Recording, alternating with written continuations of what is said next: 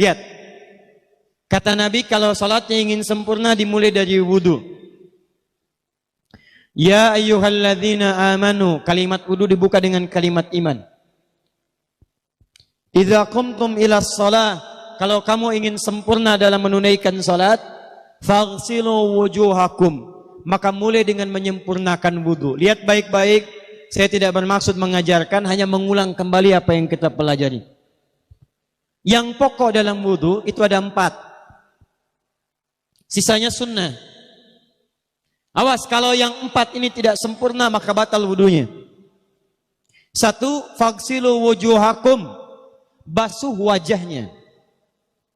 Kalau disebutkan wajah dalam bab wudu, itu tidak ada yang lain kecuali bagian tampak muka.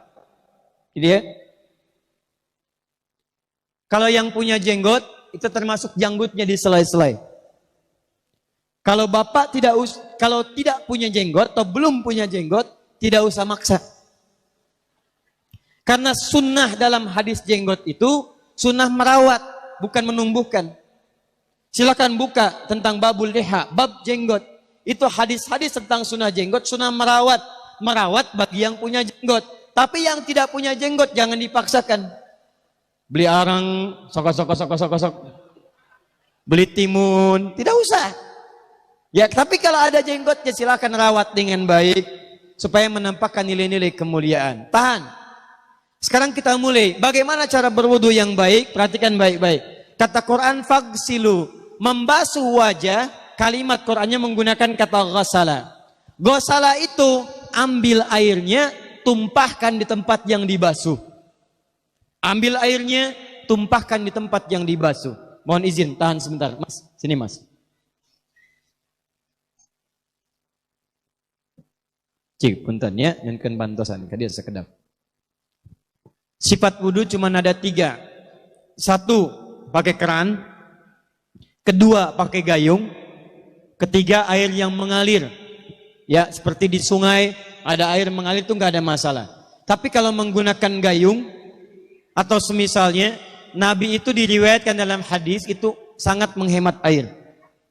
Bahkan pernah beliau kemudian berwudu, kalau kita kemudian hitung, itu hanya sejumlah Pak, seaqua gelas Pak, cukup. Atau yang kedua, menggunakan keran ya. Kalau sekarang kita ada keran, contoh ini kerannya. Ya, kerannya agak tinggi sedikit. Nah. Dan kita sesuaikan. Ambil airnya. Misal contoh, ghasala itu bukan ditumpahkan, ambil air, tumpahkan di tempat yang akan dibasuh begini. Yang telunjuk itu kemudian menghapus atau menghilangkan kotoran di sela-sela mata, contoh. Yang jempol menghilangkan kotoran di sela-sela telinga bagian belakang di sini. Ya. Jadi kalau misalnya saya mulai ambil airnya, kemudian saya tumpahkan di sini, yang telunjuk membersihkan di jari-jari di sini, di sela-sela mata. Yang jempol kemudian membersihkan di sela-sela di bawah telinga sini. Kemudian di selesai. 1. Tahan sebentar ya, ini praktek dulu sebentar. 2. Wa aidiakum ilal marafiq, ini yang sering keliru. Dan tangan sampai siku. Ingat, tangan bahasa Arabnya yadun. Tapi dalam ibadah itu selalu diberikan batas. Misal, ini kafun. Ini asabi'. Ini sampai sini ruslun. Sampai sini, Bapak Ibu sekalian, ini namanya mirfaq, jamannya marafiq. Sampai sini katif. Dari sini ke sini itu yad, tangan. Dalam bab salat, bab wudu, bab ibadah, tidak pernah Al-Quran dan hadis menyebutkan tangan kecuali diberikan batasnya. Nah, sekarang lihat sini.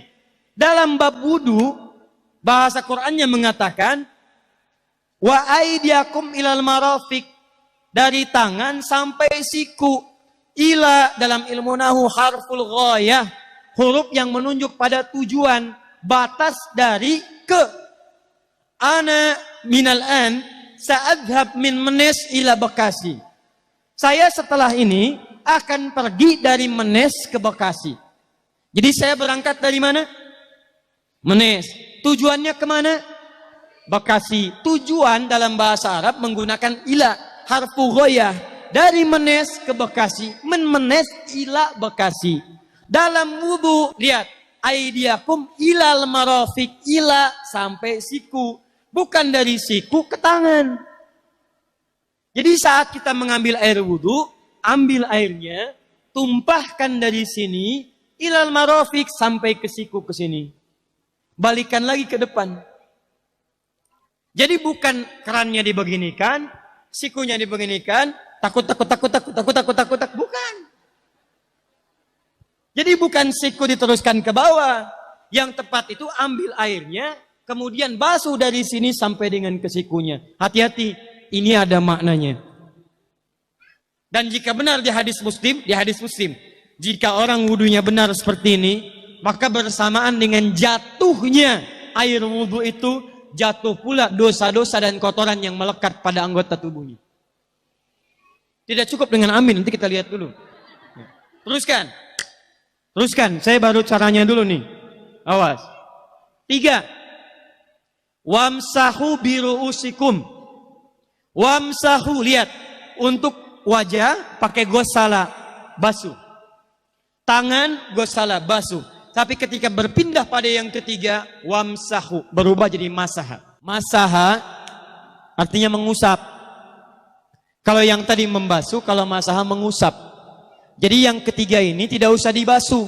Jangan tumpahkan air di tempatnya, tumpahkan airnya kemudian usap tempatnya. Pertama, wamsahu biru'usikum.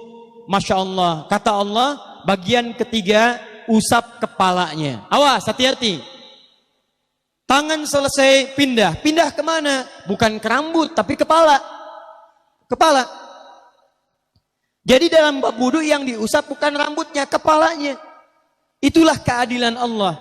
Kalau yang diusap kepalanya, semua manusia yang hidup pasti punya kepala. Tapi kalau yang diusap rambutnya, ada ketidakadilan karena tidak semua orang punya kepala, punya rambut. Tuh. Nah sekarang lihat sini. Ketika kita diminta mengusap kepala, bahasanya masaha. Masaha itu begini. Ini saya punten. Bismillah. Ini ya.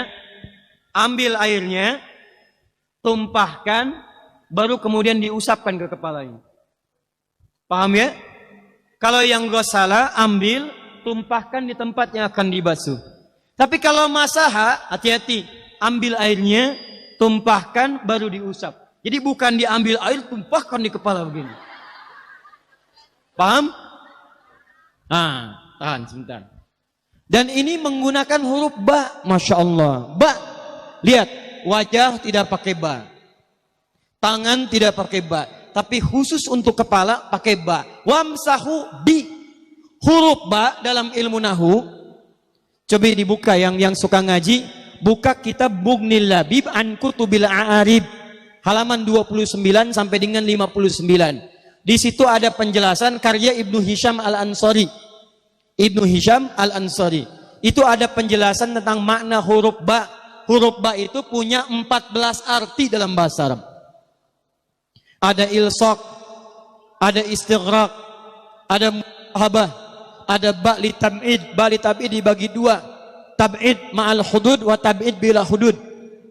Ini informasi saja, ba. Bahasa Arab itu luar biasa. Ada mahasiswa kita orang Indonesia belajar di Kairo di Mesir di Al-Azhar, ngambil S3, bahasannya nulis disertasi, bahasannya tentang makna huruf ba di ayat wudu. Wamsahu biru'usikum, dibahas, hanya membahas huruf ba, Pak, satu huruf itu dapat doktor, dapat S3. Ayo silahkan yang belum S3, ada huruf ta, ada huruf fa, ada huruf jim sampai huruf ya, masih banyak. Nah yang ba ini, ba, kenapa pakai ba? Kata para ulama, dari huruf ba yang 14 ini, ada 3 makna yang diterapkan dalam ayat wudu. 1, istighraq. Istighraq itu membasuh keseluruhan. Jadi kalau kita ingin wudu, ambil airnya tumpahkan, basuh keseluruhan dari depan sampai ke belakang begini. Balikan lagi. Yang kedua, at-tab'id ma'at tahdid. Sebagian tapi dengan batas. Kata Imam Asy-Syafi'i, di mana batasnya ubun-ubun? Diboleh kalau kita mau wudhu, misalnya ibu tidak bisa membasuh keseluruhan. Sedang pakai kerudung misalnya, jilbab nggak bisa dibuka. Tempat wudhunya terbuka. Anda tinggal ambil air wudhu, kemudian tumpahkan sedikit, boleh diusapkan bagian kepala sampai ubun-ubun. Sah wudhunya. 3. At-tab'id min duni tahdid. Sepanjang disebut bagian kepala. Masuk kepala nggak ada batas. Ini kepala bukan? Ini kepala? Ini kepala? Nah, jadi kalau Anda berwudu mengusap bagian kepala, itu sudah sah. Walaupun bagian tertentu diusap di kepalanya. Kapan ini dipraktekkan? Kata Imam Malik, kata Imam Abu Hanifah, ini dipraktekkan kalau seorang memiliki satu sakit di kepalanya yang tidak memungkinkan dibasuh keseluruhan.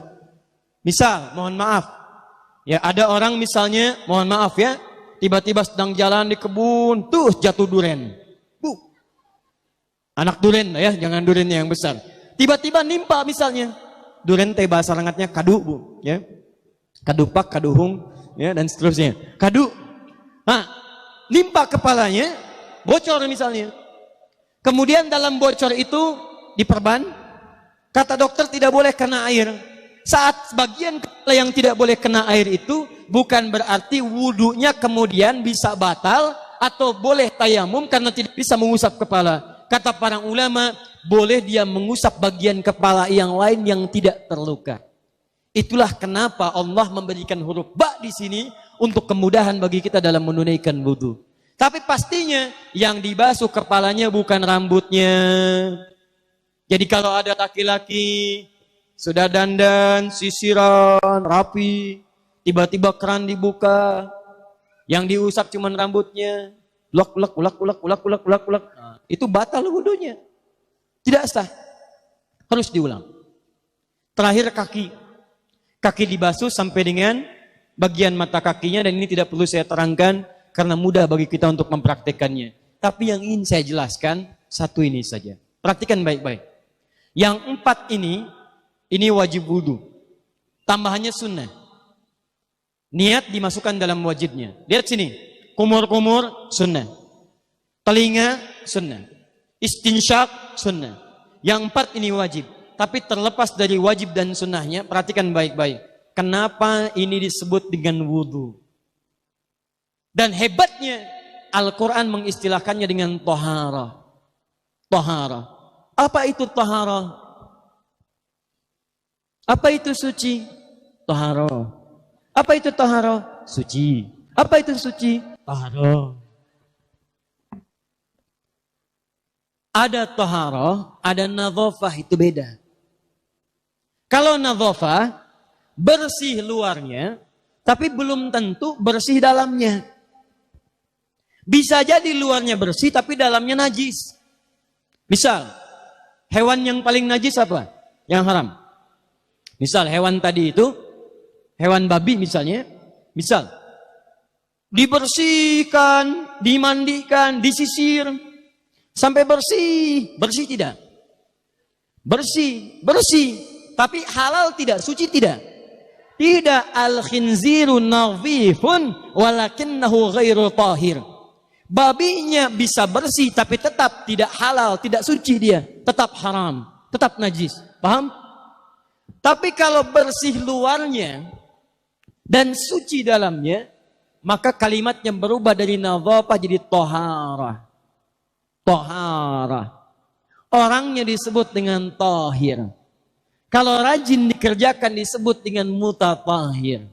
Wudu dalam Quran disebut dengan taharah. Seakan-akan memberikan pesan, maaf, orang yang wudu itu bukan hanya bersih fisik luarnya saja.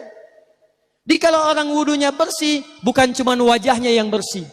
Kalau wudunya benar, bukan kotoran di tangan saja yang hilang. Tapi mohon maaf, fisik dalamnya itu ikut suci. Fungsi tangannya jadi bersih. Fungsi wajahnya jadi bagus, fungsi lisannya jadi bagus.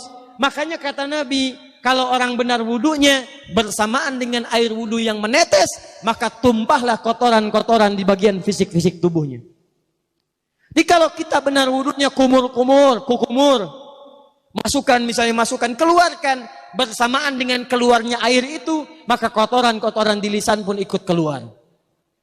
Tangan dibasuh, bersamaan dengan dibasuhnya tangan, fungsi tangan yang kotor-kotor itu ikut hilang. Hadis Muslim. Makanya orang yang setelah selesai wudu dia berdoa, apa wudunya? Apa doa wudunya? Asyhadu an la ilaha wa asyhadu anna Muhammadan Allahumma minat waj'alni minal, lihat sini, minal mutatahhirin, minat tawabin. Lihat. Bapak Ibu kan baru wudu, tapi kenapa doanya selesai tobat? Allahumma ja'alni minat tawabin. Ya Allah, jadikan saya termasuk orang tobat. Kita kan baru wudu, kenapa doanya baru selesai tobat?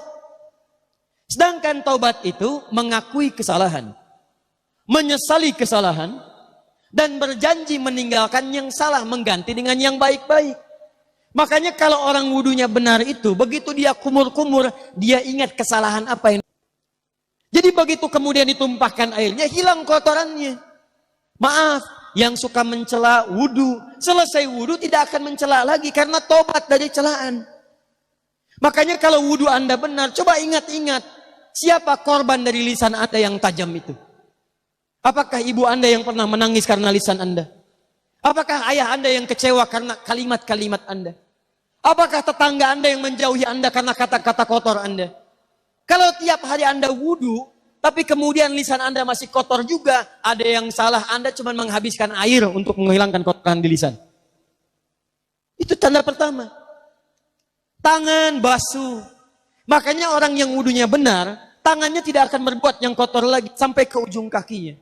Karena itulah ibadah ini disebut dengan wudu, seakar dengan kata dau. Kata para ulama, mereka sebagian mengatakan dau artinya cahaya, dau artinya sinar, dau artinya al-husnu, baik budi pekerti. Kalau orang benar wudunya, bertambah sinar di tangannya, sinar di wajahnya, sinar di lisannya. Apa sinar itu? Di dunia sinar-sinar amaliyah kebaikan, sifat-sifat baik, di akhirat pancaran-pancaran kemuliaan. Satud'a ummati yaumal qiyamati ghurral muhajjalin. Akan dipanggil umatku di hari kiamat dengan banyak cahaya melekat di tubuhnya. Tangannya ada cahaya, matanya ada cahaya, wajahnya bercahaya, kakinya bercahaya. Cahaya apa itu? Kata Nabi, min atharil wudu, dari bekas wudunya. Jadi kalau kita benar wudunya, itu kita jadi orang baik. Ada cahaya kebaikan dalam diri kita. Itu yang disebut dengan tawabin. Makanya kalau Bapak Ibu tiap hari wudu, Allahumma ja'alni minat tawabin, tapi mulut tidak tobat, tangan tidak tobat, kaki tidak tobat, ada yang salah dengan wudunya. Waj'alni minal mutatahhirin, jadikan saya orang bersih dan suci. Jadi kalau selesai wudu, pakaian bersih, wajah bersih, tangan bersih. Ini pakaian bersih, pakai jas, pakai dasi, tapi tangan tidak bersih, korupsi juga, mencuri juga, menipu juga, ada yang salah dalam wudunya. Kalau kita bisa mengerjakan wudu ini dengan baik, maka naik status kita. Disebut sebagai, langsung oleh Al-Quran, disebut hamba yang dicintai oleh Allah Subhanahu wa Ta'ala. Di Quran surah kedua Al-Baqarah ayat 222. Saya tutup. Lihat ayatnya. Ujung ayatnya, di ujung ayatnya.